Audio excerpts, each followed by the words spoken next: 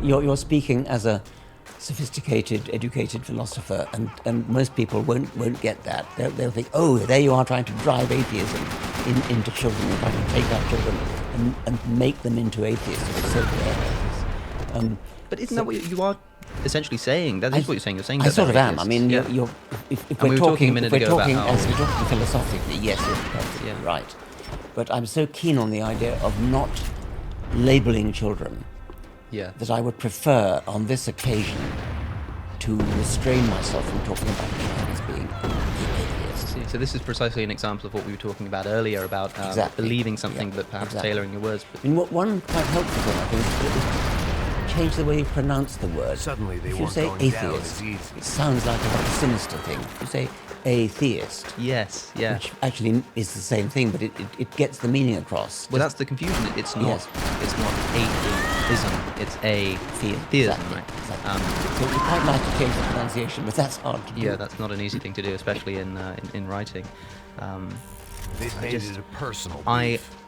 Well, in writing, you think you could definitely stick a hyphen in, I suppose. Yes, that's Their true. second wind was like a take on doing that. hurricane. And I think you might. The anger that you get from a lot of philosophers who are trying to redefine terms that are in use, or reintroduce the way that they're being used, might be even more fervent than religious philosophers, as I've found, talking about ethics, for instance. Ethics is something that you talk about in the book. You talk about the origins of morality. There's a chapter in Outgrowing God called How Do We Decide What Is Good? Essentially, I suppose, a response to the claim that you need religion to be good, and you're saying, no, we don't. They were coming Here's a way back to do even it. stronger And in the than chapter, you before. offer Maybe they just a lost compelling their history of edge. moral progress. But what, in a nutshell, is your answer to the question of how we define what's good? Not about like how we have changed, but what is the justification for the changes that we've made? I think that's actually genuinely a difficult The threats question. came to nothing. I mean, Sam Harris goes rather far in his book, I think it's called The Moral Landscape, where he says, no, we actually can define what's right and wrong, what's good and bad. Suffering is bad Yes. for him. And I think it's certainly at a common sense level, I would like to go along with that.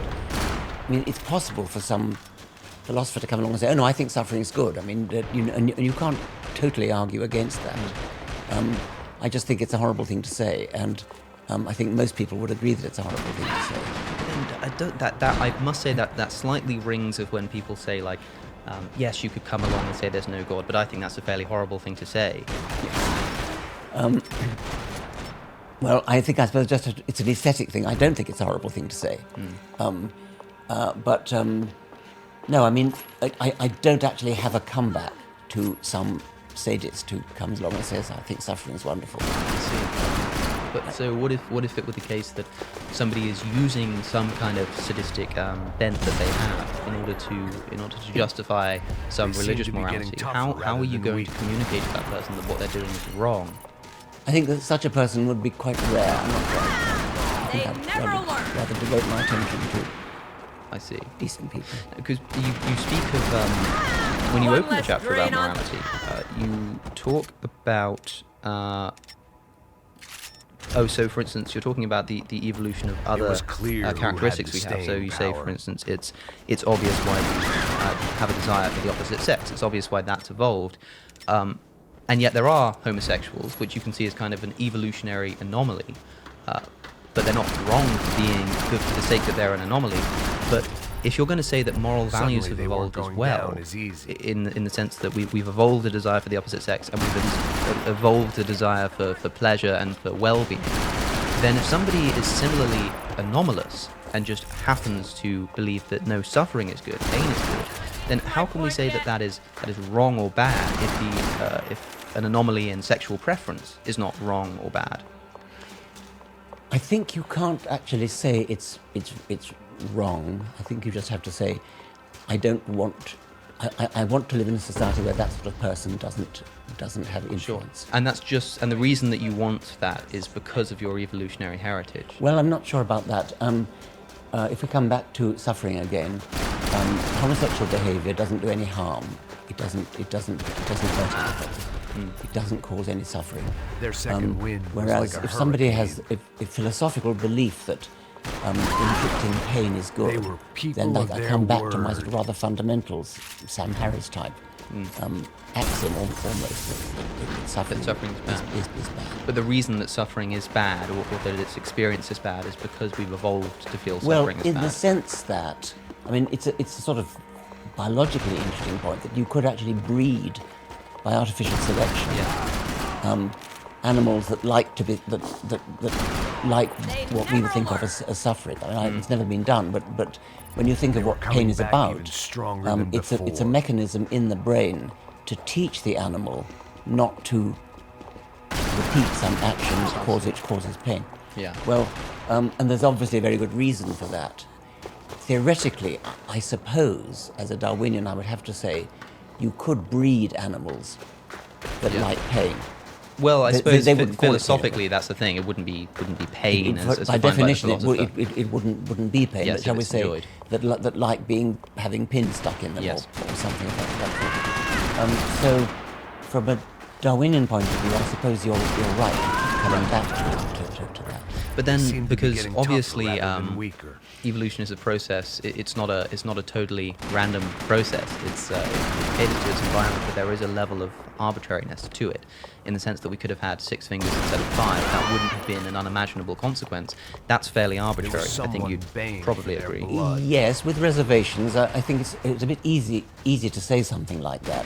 I think you're right in that case, but it is possible that 6 fingers would have been worse, or 4 fingers would have been worse. Yes, but it's also possibly not. Or I think you it's can much more imagine, likely yes. to be a historical contingent accident. So I'm interested in asking about They've if been all morality talk. is something that's evolved It was within us clear and who was had the staying power. and was susceptible to similar arbitrariness. Is the fact that I rape told is you I wrong don't play as games. arbitrary as the fact that we have 5 fingers instead of 6? I don't think so, because I think once again, rape Only causes death suffering. will set you free. Small But then the fact that rivalries we erupted. experience suffering and the fact that we call that suffering is something that's evolved. We could call something else. No, I mean, Suddenly 6 they fingers weren't going versus 4 down as fingers or easy. 5 fingers is not a question where suffering arises. Never send a man to so a woman's job. I'm just interested, biologically speaking, is there All is there a eyes were good on reason one. that we should have evolved to experience suffering in the way that we experience it? Well, Dish was served I've just said the smoking reason hot. for suffering is to teach the animal not to do again what it's just done. That's the only answer I have to that. Okay, well, I suppose we can allow our listeners to make of that what they will. You talk about moral evolution in most of the chapter. You give examples of where we've progressed as a society. How can we determine? Because you do that in order to distinguish parts of our ethics that come from our evolutionary history and parts of our ethics that come from society. How can we distinguish and identify which parts of our followed ethical through conduct with come it. from our biology and which come from society? Well, that's a good question. Or do you see them as kind of the same thing, like all part of the process of evolution, whether biological or social? I wouldn't say they're the same thing. They resemble each other. The sort of cultural progress which Steve Pinker identifies in The Better Angels of Our Nature looks like evolution in a way, and it's gradual and it happens progressively from century to century. The evolutionary foundation of it is possibly somewhat deeply buried in the cultural overlay. I think the cultural overlay probably is more important. And do you see the seeds of moral progress happening now? Can you see where, Their in second the sense wind that you was talk like a about hurricane. how 100 years ago things were vastly different to how they are now? What are things that you think might change 100 years from now? Well, that's a very nice question. I mean, my feeling is probably a widening of what Peter Singer calls the expanding circle. So if we go back a few centuries, people of different races were regarded as inferior, not even human, and were treated accordingly, appallingly.